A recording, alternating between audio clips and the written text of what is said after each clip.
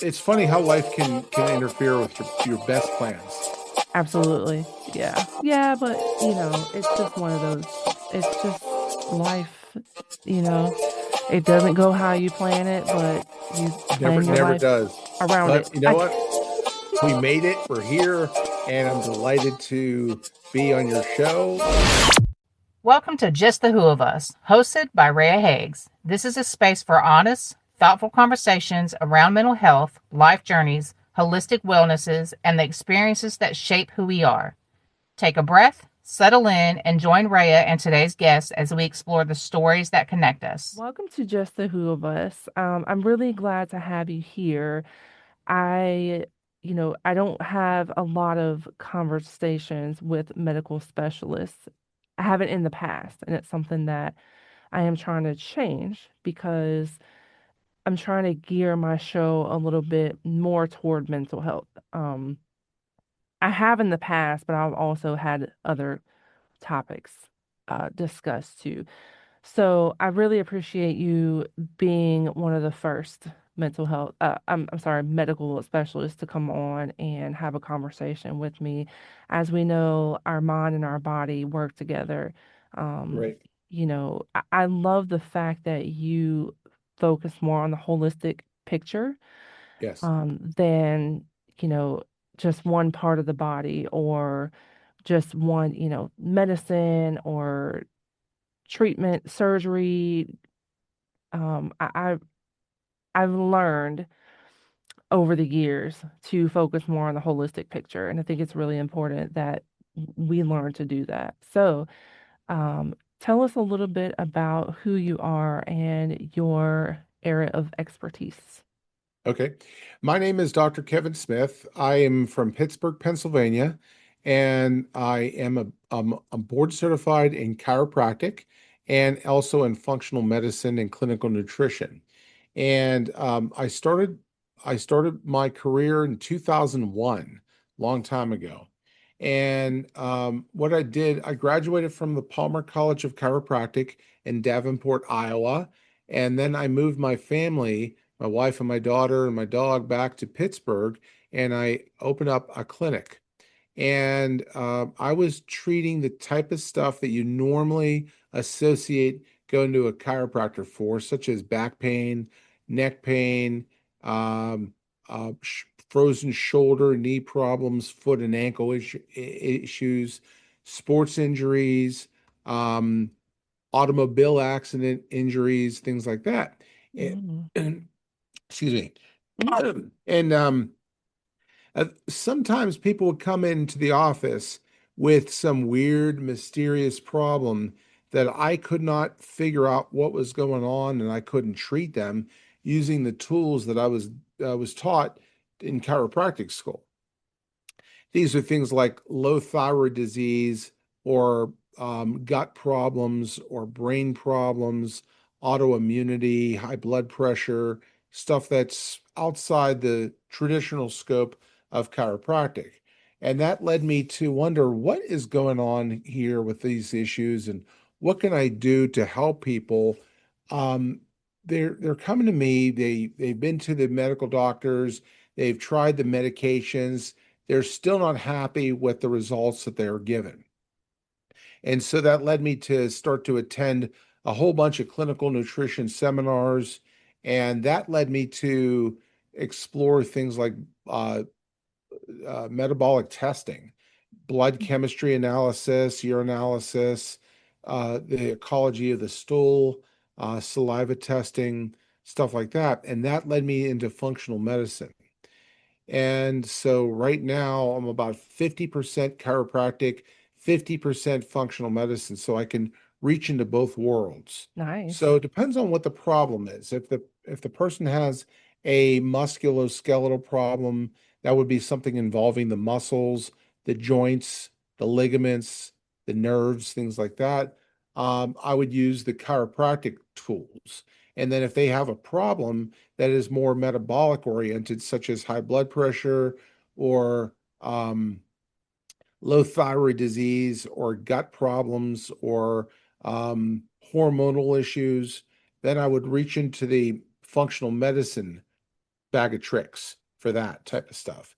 So it all depends on what the person brings to me is what I will do for them. So when I look up information on you, it lists a couple of focuses like gut health and diabetes, which was interesting to me because I thought, well, that's not something you usually think of when you think chiropractic care, Right, right? right. So it's really interesting to be able to take these other things that, like I said, when we think chiropractic care, we think our spine is, kind of the first place people go. Or, our uh working out, like you mentioned, like neck kinks and, different things. There's certain things when we think chiropractic care, that's just where our mind goes, and never to underlying issues outside of this scope. So it Well, was really, a lot of people think chiropractors are back pain specialists, yes, and that's only partially true. We're right. actually nerve system specialists. Yeah, So our job is to make sure that the nerve system is happy and healthy, and there's nothing putting pressure on the delicate spinal nerves. Um, the difference between, say, a neurologist versus a chiropractor is that a neurologist really should be called a neuropathologist because mm, they deal with pathology of the nervous system, where we work on mechanical problems or making sure that there's nothing putting pressure on the nerves and that they're free to do their job correctly. That's the chiropractic thing. But as far as the functional medicine thing, that is additional postdoctoral training that I've been on for a long time. And I've been doing that for about 25 years now. oh I've wow, written two books. I regularly appear on podcasts. I have videos on YouTube. I have all kinds of stuff to try to educate people about natural things that they can do for their problems other than the the more common things, which is drug therapy. We right, live in a drug culture, right, and that drug yes, culture is reinforced through drug ads that you see on TV. That we all have seen them. Like, talk to your doctor to see if blankety blank drug is right for you yes, all the time. Uh, yes. the United States and New Zealand are the only two countries that drug ads are allowed on TV. No other country, you'll never see a drug ad in England. You'll never see them in Spain, Germany, Brazil, Mexico. It's not allowed in any other countries except for the United States and New Zealand. And Wow, I didn't know that. it That's just so happens interesting. that the United States and New Zealand have the highest cost per capita of healthcare of anywhere in the world. Yeah. Yeah, it's as a someone who, I'm not a doctor, a chiropractor. I focus more on mental health. Mhm. And in my own health journey, there's been a lot of things that I've noticed, outside of the media, outside of the social aspect of quote unquote information, right? Right. In my own personal health journey with changing habits, having certain ailments that, medication is just, it's the first go-to. And I love my doctor, love her. But I've never had, even outside of her, I've never had a doctor, just a traditional medicine doctor, who the first thing they don't bring to you is medication. Now, my doctor does incorporate, weight loss, diet, exercise, and things like that. But regardless, the first thing that's always presented to me is medication. So there's a reason why that's occurring. In this country, there are two predominant types of healthcare. There Hmm. is allopathic healthcare and there is functional medicine healthcare. Right, Allopathic healthcare is what the majority of medical doctors follow, where the focus is on alleviating a symptom. right, And what they want to do for that is they want to use a chemical usually in the form of a drug, to help you to overcome a symptom. That's it. That's the whole purpose. Whereas functional medicine, which is what I do, that they ask the question, why? Why does the person have nervousness? Why do you suffer from irritability? Why do you suffer from depression or anxiety Right. or brain fog, cognition issues, memory problems? Why do you have gut problems? Why do you have high blood pressure? What's going on with your body that is going on that's causing low thyroid symptoms? Yeah. So, in order to answer those questions, I have to put on a bit of a detective hat and uncover the hidden root cause of the problem rather than just the superficial, glossy overview of giving you a drug and hoping that that alleviates the problem or the symptom at all. People come to see me after they've been to the medical doctors and they've tried the drugs and they're still not happy with the results. Now Right. it's time to try something different. I'm not anti-drug. I'm not anti-doctor. I believe that there's a time and a place for all healing. So Right. there's a time and a place for medication. There's a time and a place for medical doctors, chiropractic, physical therapy, acupuncture, all the different healing arts, dentistry, all the different things. Yeah. However, I believe that as a people, we are over medicated. Yes. And I'm trying to do something about that.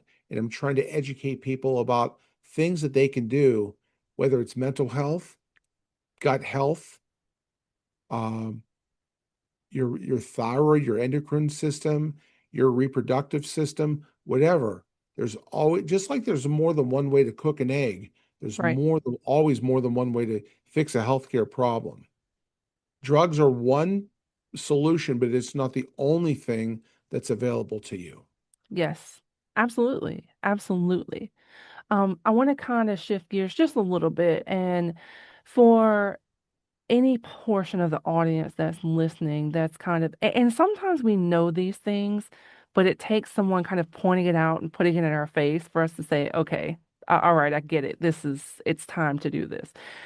When, in your opinion, because also we know that every body is different, right? And, so therefore, no two people necessarily fit the same mold for treatment. Right. When is it the appropriate time to consult someone like you when you've haven't seen success with a traditional doctor? That's a great question. Thank you. I would like to answer that. The in our culture, the number one thing that we are conditioned to do is to reach for the medicine cabinet or go to the pharmacy for an over-the-counter drug as Yes. the first course of action. And then if that doesn't fix the problem, then we make an appointment with the family doctor to get something stronger. And then if they can't help you, they're going to refer you out to another doctor, maybe their buddy that they play golf with down the street that specializes in that particular area, and they're going to give you a different type of a drug. Right. And then after that, then you're going to get a referral to go see a surgeon or a some other type of really invasive specialist. I believe that whenever you have a problem, whatever it is, whether it's your teeth or your car or a lawnmower or your house or whatever, you Mm-hmm. always want to start off with the most non-invasive thing you can. Right. You want to start off with the most gentle thing that's not toxic, it doesn't involve cutting. It's super, super, super easy and give that a chance to work. And then if it doesn't help you, then you move on to something more invasive and give that a try. And then after that, then you would try something even more invasive and go up the ladder that way. Right. Surgery is always the most invasive thing you could ever do in your entire body, no matter what it is. It's the most extreme uh, remedy. But there Yeah. are lots of things that are available to you before you go there. Yes. Let's say the person has knee pain. Um, you don't necessarily need knee replacement surgery as the first ditch resort. There's a lot of stuff. So, in my opinion, I think that the most non-invasive thing that you could do would be to change your diet or exercise or go to a chiropractor or go to see a physical therapist or an acupuncturist or Yes. a massage therapist, something that doesn't involve in putting toxic drugs into the body or cutting something or anything like that. Then, if it doesn't fix the problem to your satisfaction, then you would go into the next level of things, which may be over the counter drugs or something like that. The problem is that people have this in the wrong order. The Yes. first thing that they do is they reach for the medicine cabinet. That's more toxic. It's more invasive than chiropractic care. And then they go to the medical doctor for prescription strength drugs. People think that just because something is over the counter, it's perfectly harmless. And that's Yes. not necessarily true. The number one cause of liver death is Tylenol. Oh, So wow. all drugs have the potential of side effects, and all drugs have the potential of interactions if you take them with other types of drugs. So Yes. to avoid all that mess, start off by non-invasive measures first, and then work your way up the ladder. Yes. So much so. And so I have teenagers and young adults, and one thing that I admire about them is that they don't immediately, oh, I have a headache, Tylenol. Oh, I've got a stomach ache, ibuprofen. They'll do other things. Well, did I sleep well last night? Maybe I should go take a nap. Have I drank enough water? Have I gotten any physical activity today? And which is so different from when I was growing up because I Yeah. was always taught Tylenol or ibuprofen for It, anything, right? right. Right. And I didn't raise them that way. It's one of the things that I was trying to change as a parent. Well, think And about it this way. If you have a sick dog and you mhm, take the dog to the vet's going to say, what has he been eating? that's very true. Right? Absolutely. Medical doctors don't ask that question. They don't care enough about little things like clinical nutrition. Yes. Maybe that's the cause. Maybe you have an allergy to something that you Yeah. didn't realize that's going on. Yep. Maybe you have a chemical sensitivity to something simple like a household cleaner that you Yes. use to clean the dishes or your laundry, or but that can seep into your pores and potentially cause a toxic effect. Maybe you got new carpeting in your house, and the Mm. formaldehyde inside the carpeting causes a toxic response that Ah, manifests in the form of a migraine headache. So we have to look outside the box sometimes. Not just it's not enough for a lot of people just to patch your symptoms with chemicals. We want to find yes. out the reason what's going on. Yeah. Yeah. I didn't even think, well, when we bought our house, I had all the carpet ripped out. I wanted no carpet. I hate Right. it. But we have dogs, so now I'm constantly sweeping up hair. But Get I dust just bunnies. like, but I didn't even think about that, things like that. We don't think about these things or Right. products that we use. My husband, at one point, he was buying everything all natural. And me, grew up a certain way. And I'm like, well, you're just spending more money and it just doesn't make sense. And, but It didn't make I, sense at the it time, but when you does. stop to think about it, if you read the ingredients of, Mm-hmm. say, a bottle of Windex or a Yeah. bottle of Formula 409 Yep. or some other kind of thing that you use to clean the tub or an anti-mold type of thing, does that product have the potential of causing a problem and the brain? Does it have the potential to cause endocrine disruption?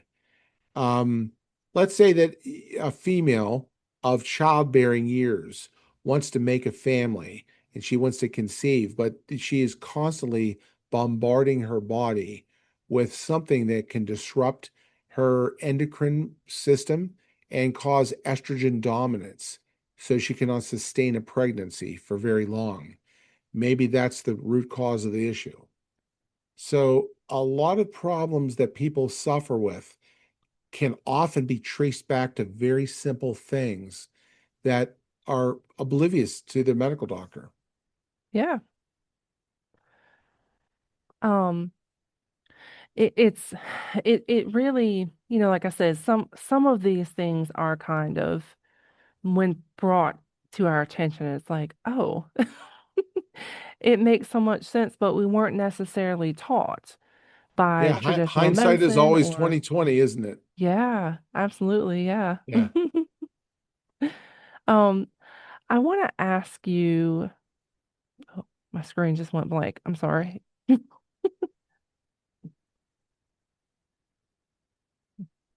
Well, we were talking about functional medicine, thyroid problems, and autoimmunity and stuff like that. I had and I had I had a specific question I wanted to ask pulled up and it went away. So it's fine. Um, You'll remember when you're driving down the highway at like yes, 65 miles an hour going somewhere. Ah, that's what it was. that's what I wanted to ask. Yes. Yeah, and I wanted not now, but maybe in a later conversation, to maybe have a conversation about menopause. Because I'm in perimenopause, which I knew before my doctors like confirmed it. I guess because I wasn't at the right age yet, but I had all the symptoms. Yeah. But if you're interested, maybe later we can have a conversation So more you get were in. you concerned that it's starting off a little bit when you're a little bit younger than you thought that you should be? Yeah, so I had a Okay. hysterectomy at 29.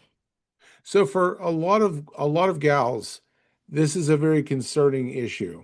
Hmm. And the reason why this is so prevalent in our country is because of the food that we eat. Yes.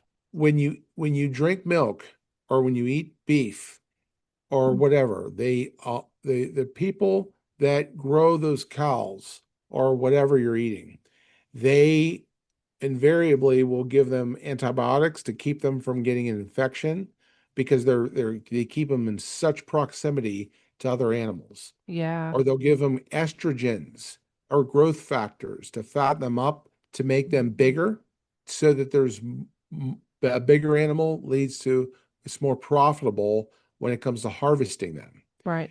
Then when you eat the beef, you're ingesting the estrogens. That's why girls start puberty at the age of 7. Yeah. That's why women start perimenopause by the time they're in their mid 30s. It's not natural and it's not okay to do that. Right. Now, from a musculoskeletal point of view, when you start perimenopause or menopause, your estrogen levels start to plummet. And Yes. when they start to plummet, your parathyroid glands, that are 4 glands that sit right behind your thyroid gland in your neck, what they do is they start to leach calcium out of the bones. And when that happens, that sets the stage for a disease called osteoporosis, Yeah. which is not curable. Right. So the best thing you can possibly do is to build up your bone density as much as you can, as early as you can. Oh, For, okay. for a woman, the age that your bones are the most dense is the age of 30. And then after that, they decrease and decrease and decrease and decrease every single year. Hmm. Also, women that are very, very petite are more prone to compression fractures or stress fractures or fractures of the hips or that old lady's hump that you get right behind your neck and your upper back. Right. Not only is that unsightly, nobody really wants it, but it's also very painful. And again, a lot of that has to do with the foods that we eat throughout our life. Where every time you eat a steak, if it's not a naturally raised animal, if it's injected with uh, estrogens or growth factors, things like that, you are going to be eating potentially a bad thing for you later in life. So that's what I'm talking about asking why do you have this problem? Mm. What is potentially going on? Does your medical doctor ask, did you eat beef that was injected with estrogens and growth factors? They don't even consider No. it. It's not even a blip on the radar for them.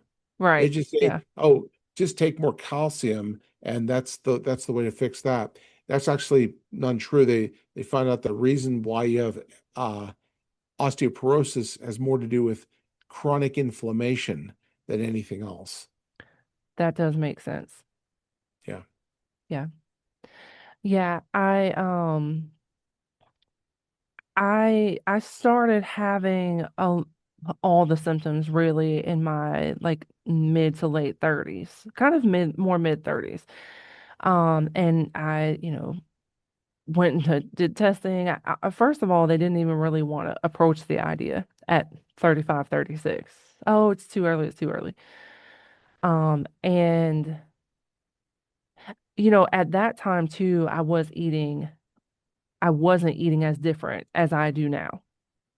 So I wasn't paying attention to what kind of meat I was buying, just buying whatever meat was on sale or, whatnot. And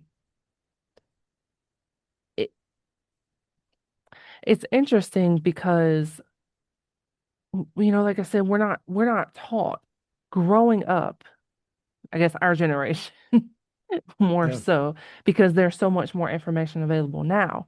But when your parents don't know as well, when your grandparents didn't teach them well, you know, it takes a while to kind of catch up on information for yourself. it Um, does. And you know what? All truths go through three stages. First, it's laughed at. mm, Second, it's violently opposed. yeah. And third, it's accepted as self-evident. So Um, where this could be true is I'll give you a story. When I was taking a break in chiropractic school between the trimesters, and I was back home visiting my mom, and I went into her refrigerator to see what foods that she didn't really pay attention to things like expiration dates, stuff like that.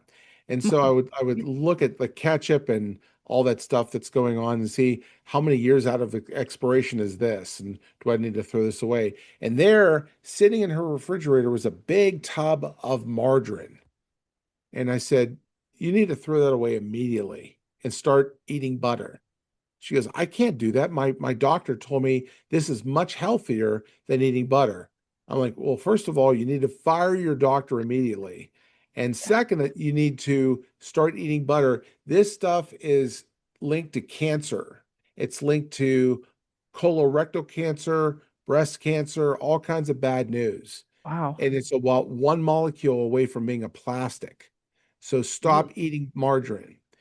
Well, she reluctantly did, and then she found out a couple years later that trans fats are really bad. They're very pro-inflammatory, and they're linked to cancers.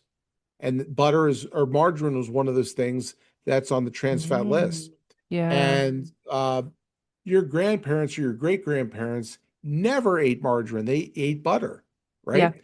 But Yeah.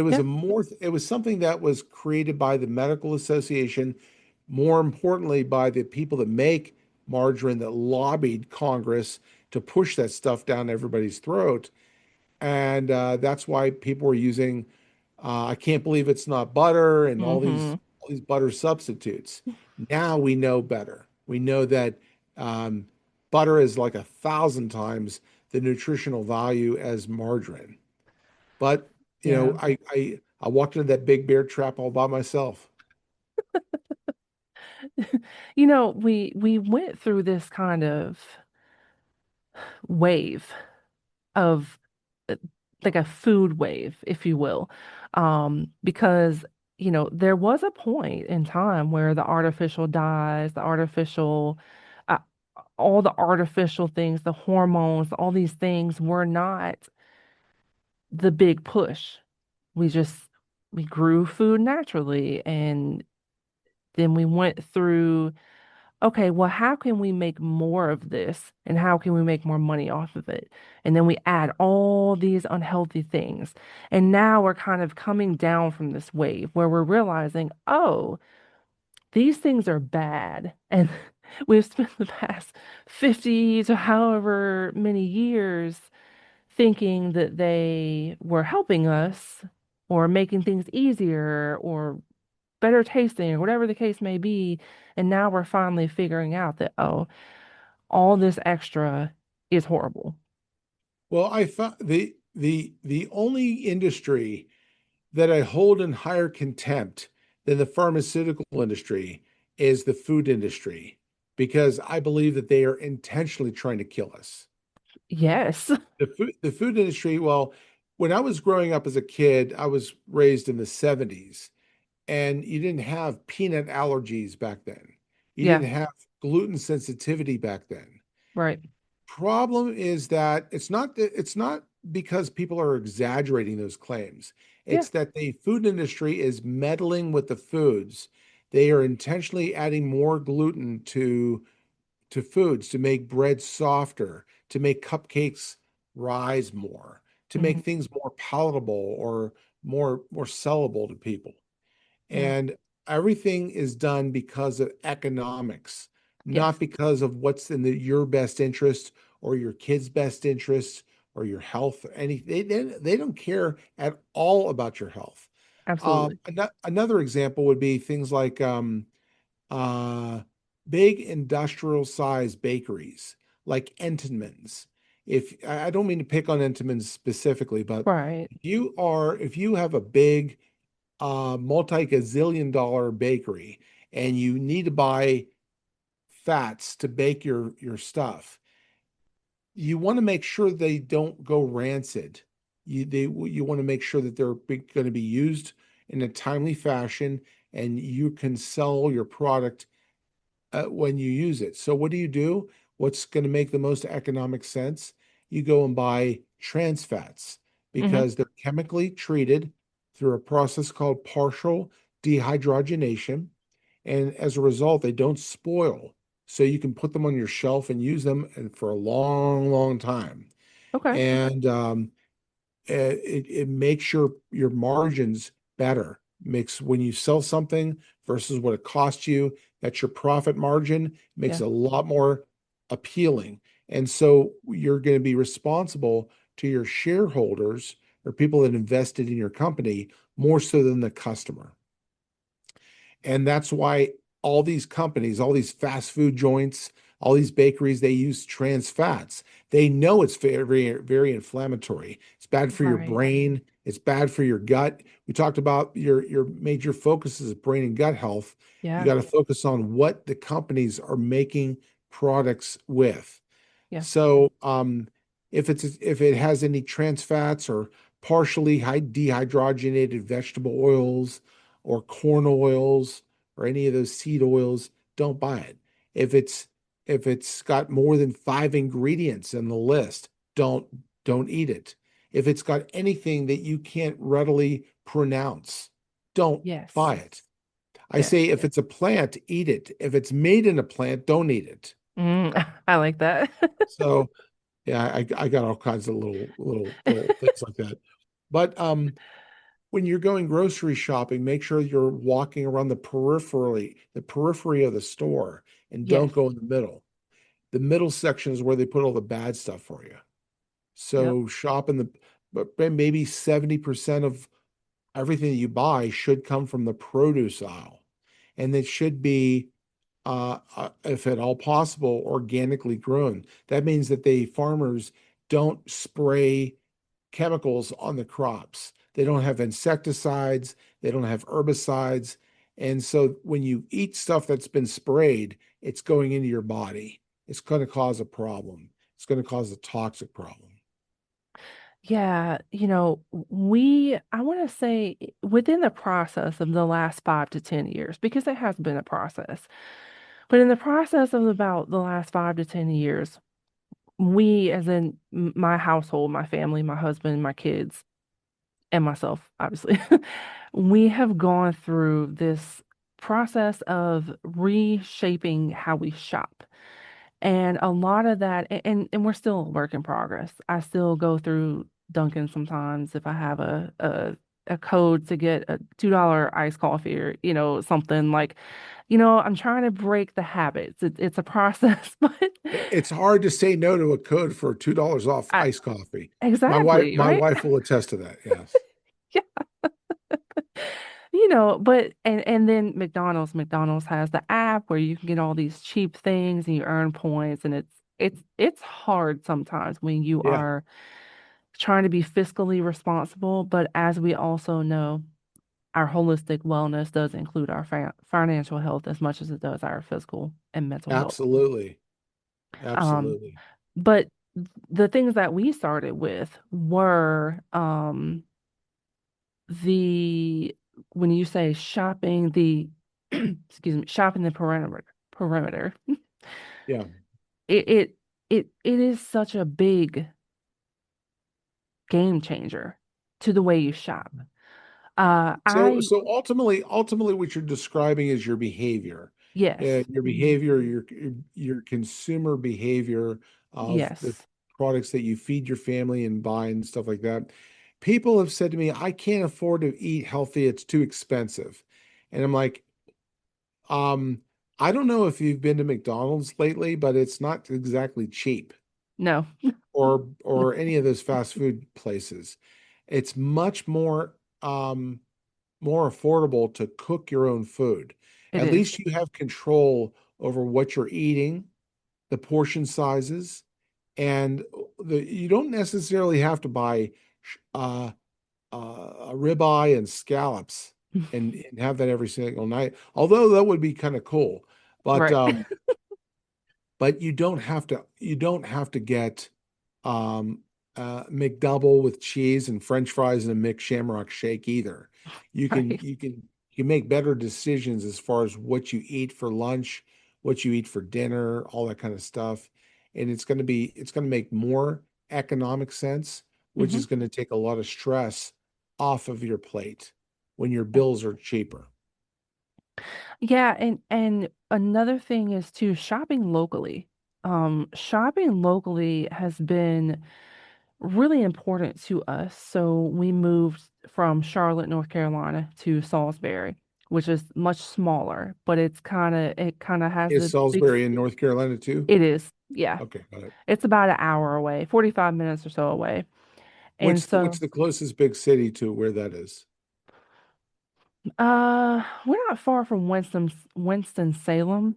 Okay, Um, got it. Greensboro. Are you familiar with Yeah. Greensboro? Yeah, we're Yeah, not far. I like North Carolina. I think it's really cool to see the red dirt. Yeah, that's what I hear. Yeah. Yeah, exactly. My sister used to live in Raleigh Durham, a Okay. suburb called Cary, and that was like, oh my God, the dirt is red. It's so Yeah. weird, but yeah, you have a lot of options, and I'm like you. I would prefer to support a local farmer Yeah. rather than a big corporate Yes. entity.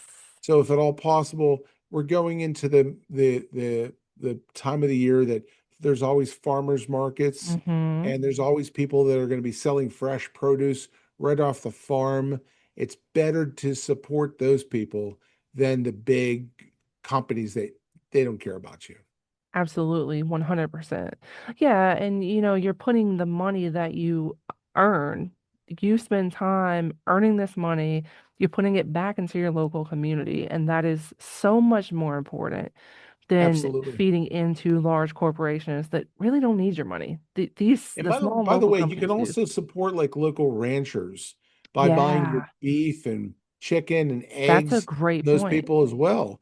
Yeah, And it's better for you. The local ranchers rarely ever inject their cattle right. with estrogens and growth factors and stuff like that that can end up causing health issues in your own body later in life. Right. It's Yep. also a lot cheaper.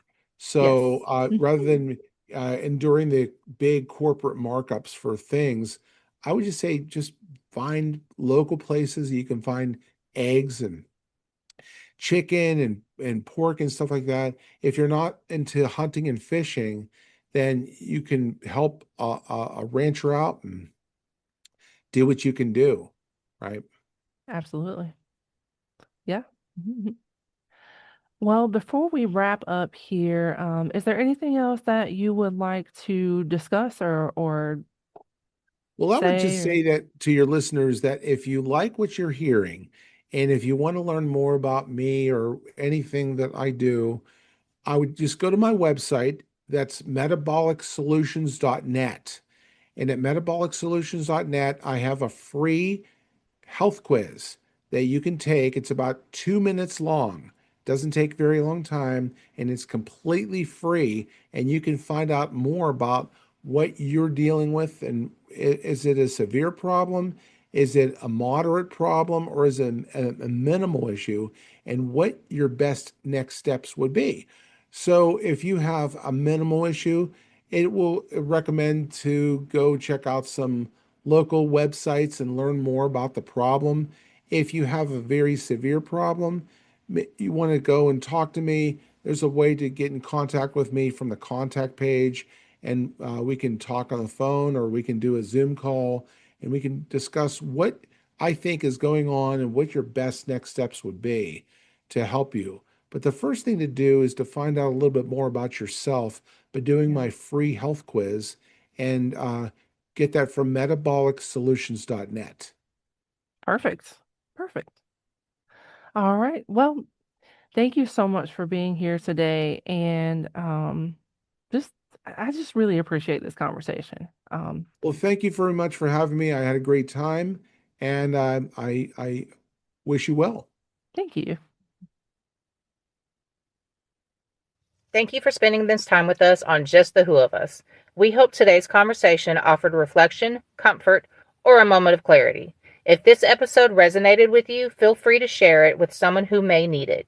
Until next time, take care of yourself and remember, you're not alone in the journey.